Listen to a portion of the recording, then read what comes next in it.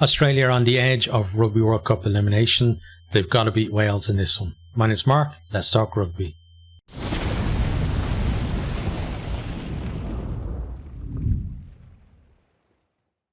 Wales versus Australia. It's in the OL Stadium in Lyon.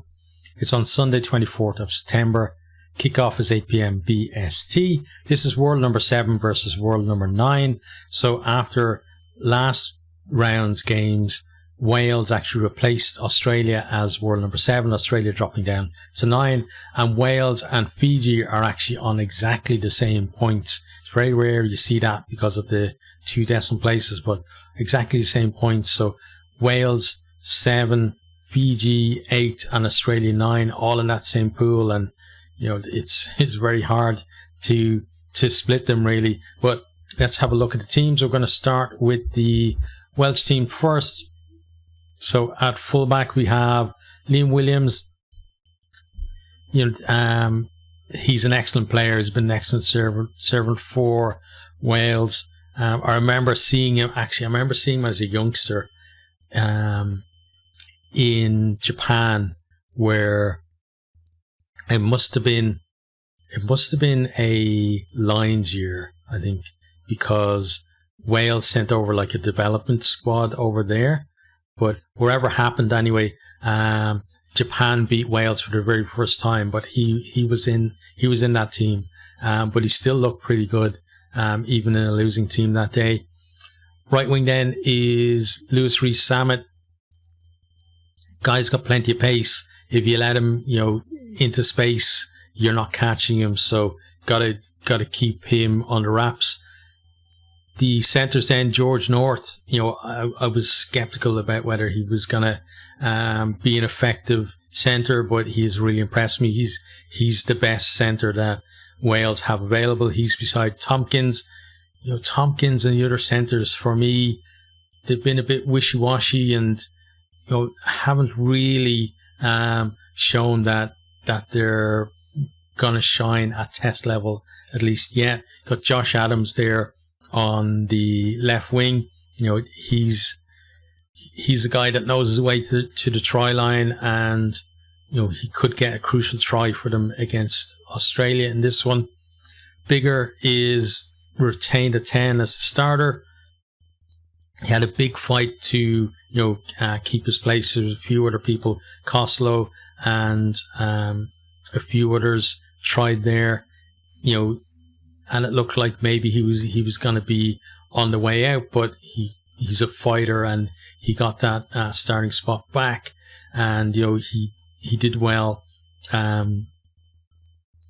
Like in that game against Fiji, and beside him we got Gareth Davis as well. So they look to be now the nailed on, or at least as nailed on as it can be in this Welsh squad. 9 and 10, because there was so much chopping and changing at 9 and 10 and other parts of the team as well. Into the packed end front row, we got Gareth Thomas, Ryan Elias, and Thomas Francis as your front row there. So looking at the players on the bench, like this is kind of the the more experienced grouping, at least. Like I know that D is a little bit more experienced than Elias, but there isn't much between them in terms of caps. Into the second row then you got Will Rowlands and Adam Beard. So Beard seems to be the permanent fixture in the second row, and then his partners kind of seems to change a bit. So Rowlands is the guy in there at the moment. Back row then we got Aaron Wainwright, Captain Jack Morgan, and Tulupe Faletau. So Faletau is just he's the kind of player that I think any nation would love to have in and around their squad. Some people say, "Oh no, we've got better players than him." But the thing about Faletau, he's similar to somebody like Ardy Surveyor or a Dupont, or even like Johnny Sexton or whoever, that they're the type of players who never seem to have a bad game, and he, even when Wales aren't playing well, he tends to make something happen for them. And, he's basically the one man standing against the storm sometimes as well. But, if he hits his top form though in this one, he's going to be, a handful for Australia. Morgan there as well.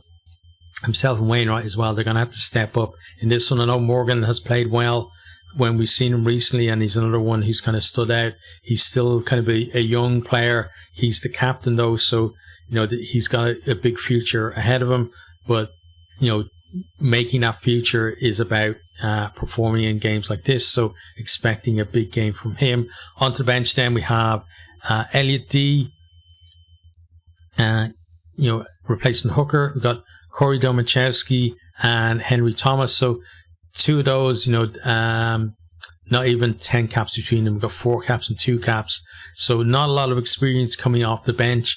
They're going up against what has been a very good Australian scrum. Last time out against Fiji, they did struggle more than I've seen them in a long time. So maybe Wales can take a little bit of advantage of that, and maybe the confidence is a bit low in that Australian front row. But these guys coming off the bench, they're going to have an impact in there, because if Australia scrum the way we've seen them before, they're probably going to be on top and have that in the referee's mind. So when your replacements come on, you almost get like a clean slate in that regard, and then that's where these guys will have to perform in the scrum and also around the park as well. They're going to have impact. Then we got second row replacement is Stafford Jenkins. We've got Tame Basham there coming on in the back row. Tomas Williams is the replacement 9. For a long time I thought that he would be the starting 9 for the World Cup, probably beside Costello as a 9-10 combination. You've got Garrett Anscombe there as a replacement 10, and then Rio Dyer is number 23. So Dyer will probably come on to the wing if there's an injury. The thing is, when you look at Wales and you see certain players in the team like Lee Halfpenny or Liam Williams, you almost expect that they're going to pick up a knock somewhere in the game. And if Williams does pick up a knock, then I guess they're going to reshuffle a little bit, and maybe probably maybe Josh Adams maybe back to fullback. I'm not sure, or maybe Anscombe will come on a fullback. But yeah, hopefully it doesn't happen with Williams, but it seems to happen to him in some big games. Like he'll be playing well and then he'll get some kind of knock and then he's off. Onto the Australian team then. So front row, we got Angus Bell, Dave Parecki and James Slipper. So that's their preferred front row. As I said, they were on the par against Fiji, but most of the team were as well. But expect them, if they're kind of back on it, that they're going to be very competitive in the scrum, and Wales are, they're going to have to lock out those first few scrums, because once this Australian scrum gets on a roll, like you're going to be conceding penalties for most of the game. Second row then we got Nick Frost and Richie Arnold. So no Skelton in this one. We saw he withdrew last time out, and it's no captain. Well, they do have a captain, but the captain of their squad is missing. So Parecki is actually the captain in his place. But Skelton, although I've talked about the fact that he hadn't performed as well as he could do in a Wallaby shirt, he's still he's a massive player, but he's also a massive part of the team as well. And even if he hasn't produced world-beating performances, still he's obviously got some kind of leadership in the group that drives the others on to perform better as well. The back row then we got Rob Leota, Tom Hooper and Rob Valentini. So Tom there getting a chance at 7, where his brother Michael many people, like before the squad was announced, expected that he'd be filling that shirt. So at least as a hooper at 7, I guess. But again, a lot falls on the shoulders, I think, of Valentini to, a lot of carrying he's going to have to do, but also just kind of be the leader in that back row too with those guys there. Half back then, we got Tate McDermott. McDermott is in there at 9. Ben Donaldson is at 10. So Carter Gordon has been dropped from the bench. It's going to be interesting to see how he reacts to that, because he got hooked against Fiji, and then now he's getting dropped for this. And after the fact that basically Donaldson was brought as a utility player and Carter Gordon was the only specialist 10 in the squad, with Quade Cooper left out completely. And it looked like Eddie was basically saying to Carter Gordon, listen, you're my guy, you're going to be my starting 10 for many years to come. And now he's getting dropped. So how he reacts to that, some young players, it can really spur them on. Other players, it can just completely knock their confidence, and they start to question whether they do have the ability to fill that role or not.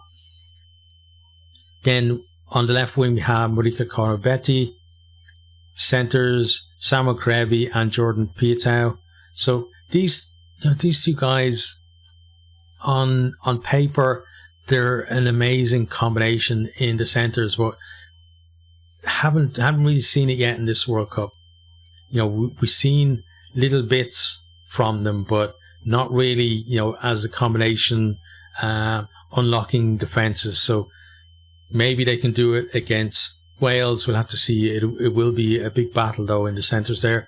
Then right wing we have Mark Nawaqanitawase, and fullback Andrew Kellaway returns to the team, with Donaldson moving to 10. I think that Kellaway, for me, he'd be my starting fullback. And then if we're starting Gordon at 10, then Donaldson would be my 23rd man. I think that's the way I'd do it personally. I just think Kellaway under the high ball, he's very good under the high ball himself, and Nawaqanitawase as well. So it's going to be interesting, because Wales like to kick the ball.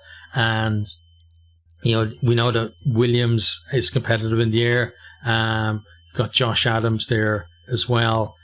Rees-Zammit, not as good in the air as the other guys, but it's going to be a big contest there, I think, though, with those kicks. Onto the bench then we have Fraser, Scoop and Faumasili as the front row replacements.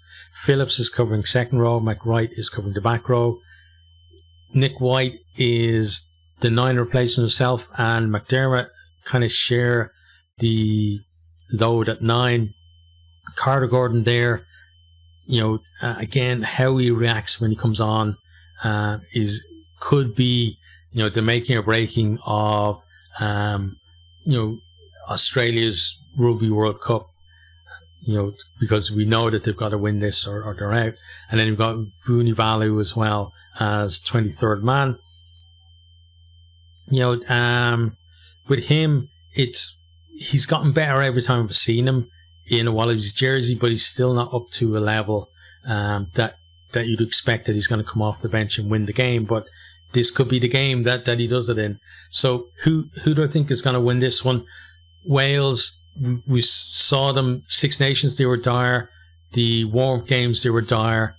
And then we came to the World Cup and they started getting better. That game against Fiji, they were excellent in that.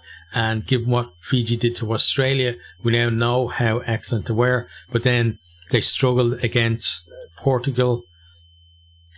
So now they're against an old enemy. These two are always in the same pool, it seems, along with Fiji as well.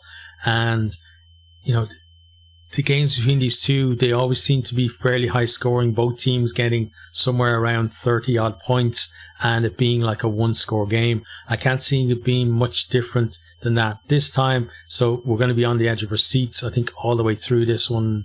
And that's what you want to see, right, in a Rugby World Cup pool. You want the game to be competitive and to be in the balance right up to the death. And we've seen a lot of late tries win fixtures between these two in the past as well. And, we're probably going to see very similar in this one. And I think that like Australia just have this ability to pull out wins against Wales, compared to other Northern Hemisphere teams that they play. They seem to just be able to do it against Wales for whatever reason. A lot of times it just makes no sense, the way these things happen, but they just do seem to happen in rugby. And because of that, even though I think in terms of looking at the two teams, who do I think is having a better World Cup? Absolutely Wales. But in terms of who I think is going to win this one, I think it's going to be Australia.